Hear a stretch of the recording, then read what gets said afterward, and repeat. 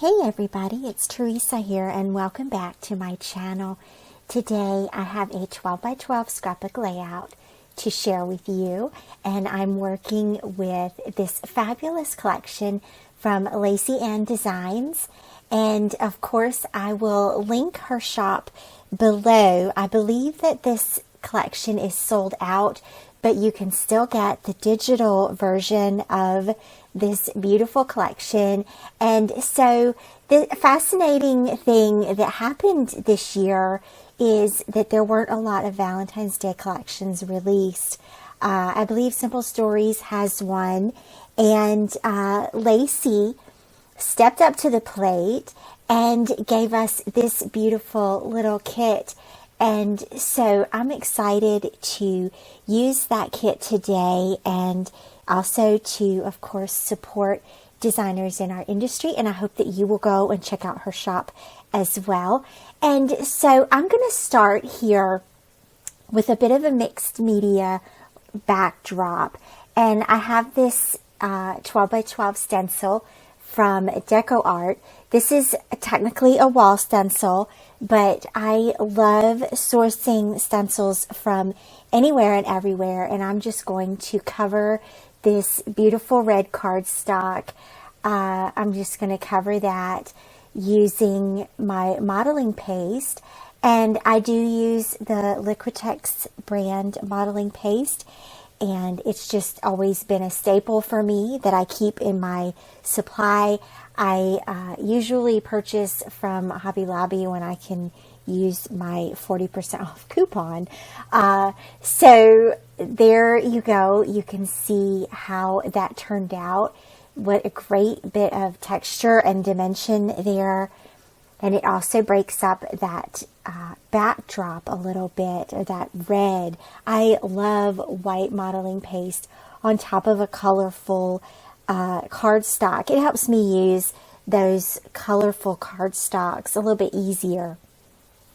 And so the next thing I want to do is create some tags to put behind the photo. And so tags are a great way to incorporate shape and, again, a bit of texture into the layout. And so I'm going to use these tags behind the photo as sort of layering elements. And I'm using this Martha Stewart tag punch. This punch is kind of a little fascinating thing. It punches in 3 different widths. I use it quite a bit for layouts, and I love that it helps me create these tags pretty simply and quickly. And of course, who doesn't love a good tag, right?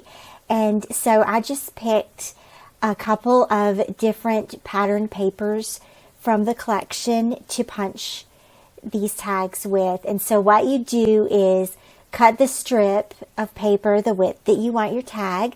And so this punch does 1.5 inch tags. I gotta check it real quick. It does 1.5 inch, 2 inch, and 2.5 inch widths. And so you cut your strip first, and then you punch the top, and then trim it again the length that you want. And I think I trimmed most of these to somewhere around 3 inches, and I'm gonna then probably cut them in half and use the tops and the bottoms around the photo. Just however it comes to be on the page. And this is just, for me, this is sort of like just seeing how it turns out. And it's part of the fun. There's no structure here. I'm not being overly intentional about how many papers I'm using, how many tags I'm creating. I think I ended up punching about 8 or so tags, and I think I used most of them. There might be 1 or 2 left, and I just put those back into the kit with the leftover products that I still have after creating this fun page. And so I'll tell you a little bit about the photo that I'm using today. I have mentioned that I've been going through some of my 2020 photos and figuring out a game plan for documenting last year.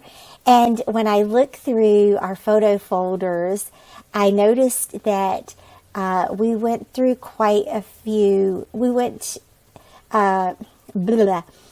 We, for some reason, because the drive-thrus were still open when we were in lockdown here in North Carolina, we went and got a lot of milkshakes.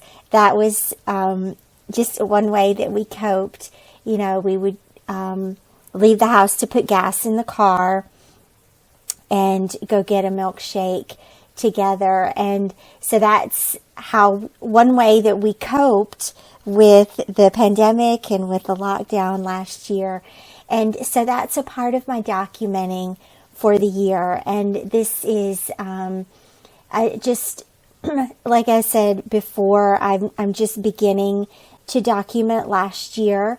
And so this is one of the memories that sort of reminds me that there's still good things to be found. You might have to look a little bit harder, and for sure you have to wear your mask and use your sanitizer and practice social distancing, but there's still a little bit of good. And definitely, who doesn't like milkshakes? Interestingly enough, I don't tolerate dairy particularly well, but I think I've come to learn that I can have like a half of a milkshake and I can tolerate that okay. But much more than that, it starts to bother me a little bit. So you can see here how I'm just messing around with these tags and trying to get it to look right. I just wanted them to peek out from behind the photo, and they really they add a bit of color and a bit of visual interest to this otherwise kind of plain page. And that's the whole point of adding all these fun little tags behind there, to use the pattern paper, incorporate texture, color, and visual interest. And then once I had all that adhered down, it was time to add the fun parts. And so there were some fantastic embellishments in this kit.